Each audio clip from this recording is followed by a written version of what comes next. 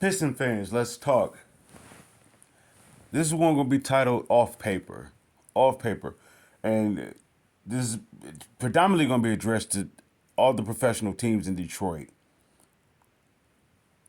Forgive me, that's like the four professional teams, whether it's the Red Wings, the Tigers, the Lions, and the Pistons. They have this tradition, what they do, and when they're developing a roster, if it's off of cast off, if it's off of, trying to mix and match, with young and old, or if they're doing an all out rebuild, retool, or a restoration. It comes down to when they put it together, what is the vision? Well, when it comes to the Red Wings, Tigers, and Pistons, they have a blueprint to follow. They have the time when the blueprint is when they won it all. They can go off how they built, in that way, that regard. Yet when it comes, of course, you could say to the Lions, that they don't really have nothing to pin it off of. So that's why it's like a constant, you know, repeating thing of the same results. So this is where we would title this one on paper.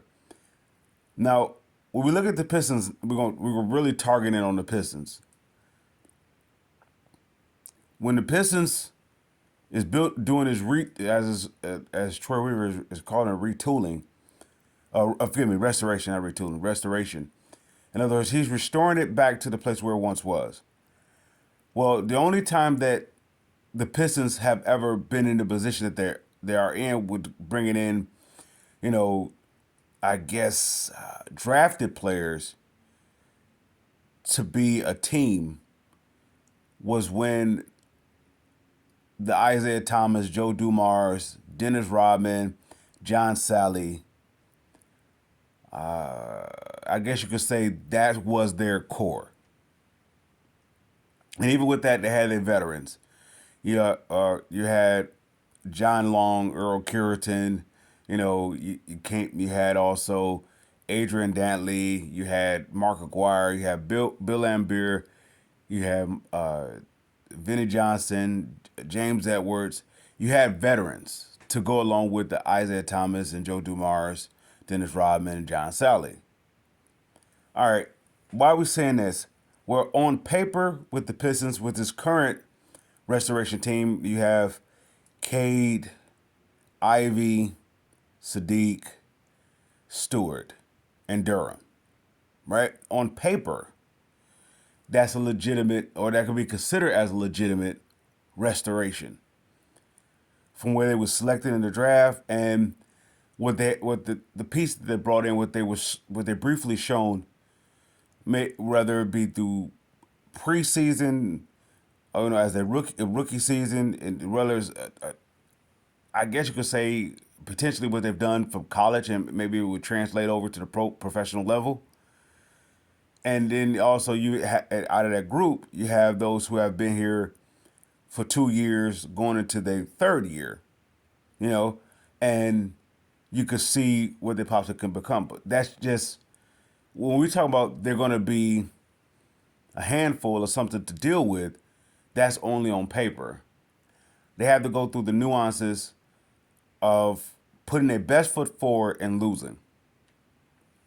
Well, one thing so far I haven't seen is that them collectively putting their best foot forward, because I don't believe that the coach knows what he has yet. That's going to take Romo like maybe possibly 15 to 25 games to figure out what he has. And what I mean by that, it's going to take us some time to figure out what he has from individual players. Well, if you have an idea of your who you would like to be your key contributors, if they're banged up and hurt coming into the early season, there's going to be a step back of that process of seeing what you have. So the NBA is going to be is an 82 game season. Well, if you have a young team, you're going through a process quarterly to seeing how they develop, as individual players. If they're a really, really young team. What I mean by young team, if they play like 1 year of college, 2 years in college, if that, you know, they are extremely young. They have really no experience. They know how to play against players who they probably played against in high school, AAU, that sort of thing. Well, I can't say AAU, forgive me. Through the collegiate ranks, so forth. And even with that, that's only 1 year. So they're not really battle tested. They just know that those players just know that as a player, they know that they're very talented. And once upon a time, they could have been the very cream of the crop. However, when you're going into the NBA, everyone has been the very best at some point. Yeah, I'm not gonna say everyone, but majority of the talent you're going on a nightly basis from every team. Well, let's say this way: every team has a player that been the very best at some point. From maybe from high school, collegiate ranks, or somewhere, right? So that's not really something to gauge yourself off of. Yet that's all what that new player is coming in has to go off on. So now the fans is gonna have to be patient with this new group because they're gonna need time to understand who they are, what they can and can't do. On paper, it looked like it's a legitimate squad in the making. Far from. So this is why I was telling fans about pumping their brakes on having Cade to be like this franchise player, and he hasn't proven anything. He hasn't shown anything that he is. He could show that he can do it in stints. He may show that he could do it game here, but until he can rack it up for like over a 25 game period where he can show, all right, this is what he's going to be known for on a game in, game out basis, regardless if it's back to backs, regardless if it's one game, one off, regardless if his next best player is hurt, injured, or in foul trouble. We don't know how Cade mental capacity works. We off paper, we'll say that he's going to projectly to be this type of player. So when let's go here when if the fans is very critical. Well, let's switch the gears and switch the topic slightly off of players and go towards the coaching. When the fans is critical of the coaching, this is where I would defend or be an advocate of Dwayne Casey because he is actually well rounded. He's been around the game enough to help a player develop when the player is trying to figure out who they are. Now, that's going to take away of game planning when you have such such young team that they don't know who they are. Now, if those players can hit the ground running where they can figure themselves out quickly, it would help up the process of going from the development of that player, figuring out who they are, to actually developing a system where the players is best suited in to have the best outcome. It's going to take time. And that time is actually, I don't know how much of a window they will have before. I want to say the fan base here in Detroit is brittle, regardless of the sport, is very brittle because it's off of if it hasn't been losing for such time, that ceiling they want to bust open. They want to start winning because you see it on the other side of those who are, and you're like, all right, enough is enough already. We're time out from being the underdog. Let's get to the top. So that will put a lot of pressure from the fans that's demanding to the owners. The owners are going to demand it to the coaches, and that's a lot of stress. If the coach is not, let's say, if the coach has a development system, and if the development system is going according to the course of the coach, it's if it's going towards the pace of that coach, that's great. Yet if the fans is all of a sudden is demanding more from the owner's going to all of a sudden going to switch gears on the coach in the process of the whole development, speed it up, and that may take the whole thing out of whack. So when I say to the fans, pump your brakes on the expectation on players like Cade, this is the reason why I would say, well, because Cade is not that well rounded in the game of basketball, even though his game is multi-talented. He can get you a triple double. He can pick his spots. He can get to any parts of the floor and get his basket. yet he is not cerebral. It don't mean that he doesn't have it in him. He hasn't tapped into it yet. So he's kind of like passive aggressive at times. So he's gonna flip a switch at times when the game clicks to him, but the game clicks to him when basically the game is determined. So we will say come out the gate running. Well, Cade doesn't have another. I mean, it doesn't have enough experience to come out the gate. He don't know enough about himself going up against the opponents. Well, in the collegiate ranks, you're only going against a certain amount of games, a certain amount of teams, and you can pretty much. It's not just a scouting thing. You pretty much can look how the player plays on a game take, and you can see it. But when you talking about wow, the NBA is the very best of the best in the world, and every team pretty much have a player that is, let's say that the top of the NBA. If not, they're trying to get to the top of the NBA. So Cade is coming in at the very bottom. And why am I pointing out Cade? Because the fans is projecting him to be the face of the franchise. He don't know what it's like to be the face of the franchise. What? Okay, if you hear me talking about the Pistons history, and when I talk about the two regimes, the bad boys and going to work, I'll always go back to two actual players as the turnaround point of the franchises for those two regimes, which starts with these two players as individuals. When I talk about Isaiah Thomas, when I talk about Ben Wallace, the reason why they both were fitted perfectly for this team as leaders is because what they went through to get to that point. Okay, if you have Isaiah Thomas, who was well groomed by his mother, right? Well, education was a factor. Doing what's right was a factor, right? So instead of him going to a college that he can basically, he has the talent, he has that sort of hype on him where he can get whatever he wants. His mother said, "I want you to go to a place where you're going to be groomed for later on in life, how to handle yourself, how to be, how to come out with the best results for you." So he ended up going to Indiana up under Bobby Knight. Now, if anybody know the history of Bobby Knight, he's a no nonsense type coach. He's pretty hard. He's tough, but the players will say he's tough, but he's fair because he don't just want the very best out of you. He demands the very best out of you, and the way that puts you in a position that you have to look at yourself and say, if you really want it, you're gonna have to come go through this door to come get it. So Isaiah went through that school that we would say hard knocks that prepared him for the Pistons. Well, what was that preparation? The Pistons was at the very bottom of the league, and they haven't won, or they haven't been winning in quite some time. He's going to a team that really doesn't have an identity. Going to a team that is just decimated with just from success. It just separated from success. So Isaiah has this hunger.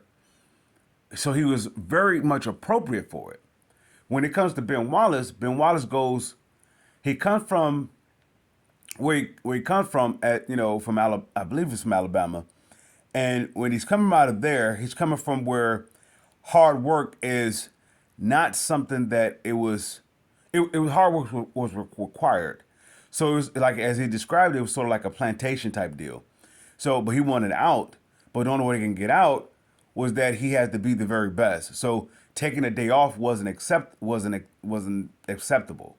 So by him not being drafted, that goes also into it. So he really had to earn his keep. So he's the type of guy that says, if I ever get the shot, I'm not going to take it for granted. So when the Pistons is doing that retooling thing, that's coming off the Grant Hill era, Ben Wallace was very perfect to be the starting of the foundation because, in fact, what he had on his shoulders. What he had on his shoulders, what he was prepared for. He had the Pistons that was at the bottom cellar coming off the success of Grant Hill, yet at the same time only able to reach so far with Grant Hill. So he's coming off of that, but he has his opportunity to show where he came from and what prepared him and developed him for it. Yet when you look at Cade, I don't see any of that development from either one of those two. So Cade has like this, I don't want to call it a nonchalant approach. He has like, well, I don't have to put my foot to the pedal, you know, and mash on it, game in, game out, because it's almost like it was like he had a silver spoon, like he was spoon fed. He has all the capability, all the talent. Well, that would be good for the City Lights. Well, because the City Light teams are used to having the City Light players. They're used to having that type of talent that can just survive. Those cities could survive off just having the talent. Winning comes later for those teams, unless they are like a dynasty type organization where they demanded players to come at the top level, so that player comes in and feed into that to that placement. They had to hit that stage. They come into that stage and they know what is required respect of him. When Cade comes to this team, he doesn't have no idea what he's getting into. Even if he saw the tapes of, of the old teams winning, and he'll have no idea how to bring it together. So he's learning. So the coach is learning how to try to get the very best out of Cade. But on top of that, he has like 10 other players that's like in the similar model as Cade.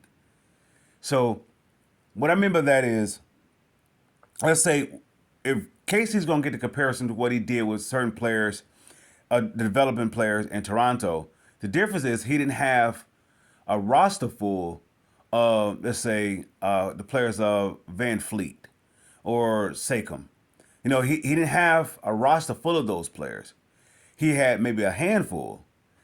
But so with that, he can work at them at a pace where he get them all together. Yet, as you notice, what took the back seat? I'm winning. He can get him far as going to the playoffs, but winning it all, he couldn't get him over there because he was in the process of developing them. So you get his next coach come in, he don't have to develop the players. He can just focus on the X's and O's, which gets them over the top. So that I could also say that to another franchise, and to say in the terms of, actually I could say two franchises. In most cases, this is how franchises are. You have a coach that develops it, that builds it up, and then you have the other guy who doesn't have to build it up because it's already built, and then they just take over and they ride them to the top. That's how the Pistons was with the Going to Work crew up under Rick Carlisle slash Larry Brown. When Larry Brown got here, he didn't have to develop them. Well, it was already position ready. All he had to do is basically form it out to be, or you could say dot the I's across the T's. Well, you could look at other organizations such as like the Golden State Warriors in a dynasty. Well, their dynasty started off, of course, with Mark Jackson, but of course they came off, I believe it was Don Nelson. Then Don Nelson, I don't know, he went to Dallas and was up at upper management or whatever. But who took over after that was Mark Jackson. Mark Jackson had to build it. He had to build it from the ground up. So by the time that Steve Kerr comes in, Steve Kerr doesn't have to develop anything. He can just actually just put all what he learned from being, from around Chicago, for being around the place where he'd been, where they've been successful, and he just put that to it, and it was able to be successful. So when it comes to this Pistons team, of course you have the fans that will say about Dwayne Casey that he won't be the guy long, because in fact, the reason why he wouldn't be, because he would put so much into developing 10 players, or possibly 12. This roster is extremely young. In other words, they have really no experience. Even when you bring in the likes of Alex Burks, Nolan Noels, Bonjanovic, I'm missing somebody. Even when you bring in the likes of those players, the rest of the roster is predominantly young. It's not just young in terms of NBA maturity. They're young in just in life. They just young. And they thrown in the fire of life, and they also thrown in the fire of responsibility for changing the stake of a franchise, which is going to be tough. So it's going to take time. My suggestion is that they mix the bag. What made the Pistons good, let's say with the Isaiah stint when they were developing the young talent, very specifically when you have a young backcourt of Isaiah and Joe Dumars. They wasn't really winning then, not yet. When you brought in Isaiah Thomas, what rounded it off, of course, you had Vinny Johnson, which was a vet. Yet you had a Chuck Daly that was very mature, right? But you had Jack McCloskey that was very mature. Troy Weaver is very young. I'm not talking about age wise, but in terms of putting a team together, you know, I guess you could say he's at the same rate as Jack McCloskey was, even also at the same rate as Joe Dumars, Troy Weaver is. Yet when you come to, well, I guess you could say they're on the same pace as Dwayne Casey with the likes of Chuck Daly. I guess you could say that even with Rick Carlisle. I guess you could say they're on the self same likes. Dwayne Casey is, but what is asked of Dwayne Casey is different than what was asked of Chuck Daly and Rick Carlisle. Rick Carlisle had a system. Give me defensive players, and we'll feed off of defense first, and then we're worry about offense as it comes, but our offense will be predicated off our defense. If you may have a player that can get you some baskets, that's great. Or if you have a player or two that may get you some baskets, that's great. But we want to control the game up under a certain number, of the opposing points, and we'll take our chances with that. I don't know if Dwayne Casey has a system because he don't have a player yet that he can build off of. Cade is not the guy. And I repeatedly say that. That's not a slight towards him and one bit. He's going to have to make the biggest adjustment. He's the one going to have he's the one who's going to have or make the biggest growth spurt in terms of maturity. Not just for himself, but as a leader of a team. And I think it's going to be very tough on him. So you're going to have a supportive cast that not so much just players, but around on the outskirts of basketball that is actually grooming him for it. It's tough. If he has a child, it's tough. He's mature in that regard, and that's maturing him. Yet it is interesting with him. Cade is interesting because it can work. It is going to take development. This is where I will see him being around. If wow, this is going to be huge. If he gets around the great basketball minds of the NBA, say for example, if you get around Kevin Durant, get around Steph Curry, get around Giannis, get around players such as that, who doesn't necessarily was thrown to be, this great player or top 10 player. They have to earn it, but they are there as a top 10 player, and they're not taking it for granted. Each year feeds a hunger to stay there. If he gets around them and just take in, sponge off of them all what they have, just how they, get around how they approach the game, not just in words or in knowledge, but just being around them on the court, if he could get around that, he could turn the page. It wouldn't help if he were to get on a USA basketball team where he's around that top level, type players, and he can also learn from that as well, right? Giannis had players that were saying they were great players, whispering in his ear that you're going to be great, stick with it, da da da da. If Cade has great players like that, such as Giannis or such as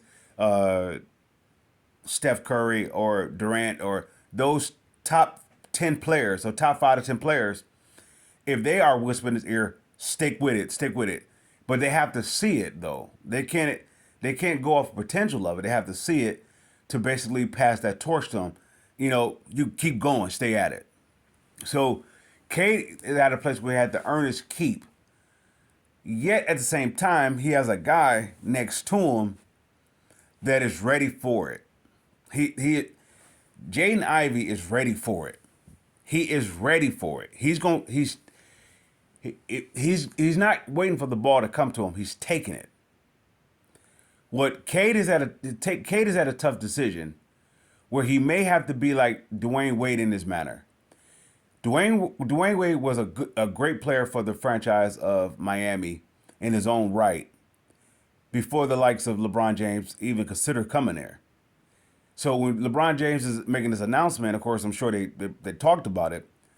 You know, when they make the announcement of going to Miami, they came out with that being Dwayne's team. But Dwayne had to make the biggest adjustment within himself for the best for himself. And overall, it was best collectively for the team. Predominantly to get into the goal what they set, which is a championship.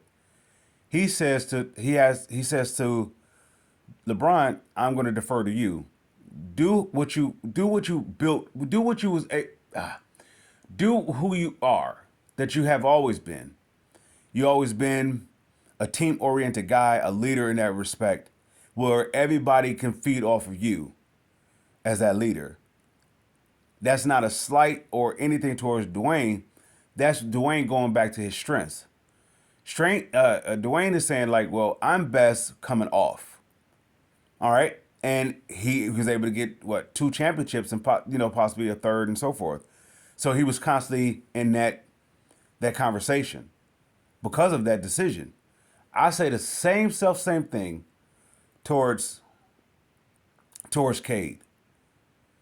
If he were to step back and pass the ball, even go to the coach, I'm going to put the ball in Ivey's hand and allow Ivey to set the pace of the game. Now that's going to cause like I said, it's going to be an adjustment for Cade because he's going to have to speed up his approach in life and game and and everything because Ivey runs at 100 miles and running. He's gone. Now the person who I believe who supremely benefits off of that is the other guy they drafted with Ivey is Duren. He survives off a run pace, a fast pace. He survives off of that because he's a reaction. He's a specialist at reaction. Other players on the team is like they're like Cade approach. They kind of laid back, and I wonder if Cade is actually a template or he's the results of how Jalen Rose and them were when they were here. Jalen Rose, Blake Griffin, Andre Drummond. There was a slow pace tone. And I don't know if Cade became that because that's what was said here, or that's how Cade is. All I know is Ivey's a different breed. I don't believe you could slow down Ivey to the pace of Cade. More so, I believe that you possibly can speed up the pace of Cade to the pace of Ivey, which in other words will have Cade hit the ground running. Not waiting until the game comes to him. He taking the game. And I believe Cade has that capacity, but at this pace, or at the control of the pace of Cade, I don't know if it was going to come out. Well, I'm going to end off with that. On paper, the Pistons have like this a team in the making, on paper, but yet realistically, they are so far off because it's such a development. We're going to see it in the first 15 to 25 games of individuals developing until individuals start to be known for what they start making an identity for what they can do as an individual, that to be formed into a collective unit or a collective identity. With that being said, Pistons fans, I salute.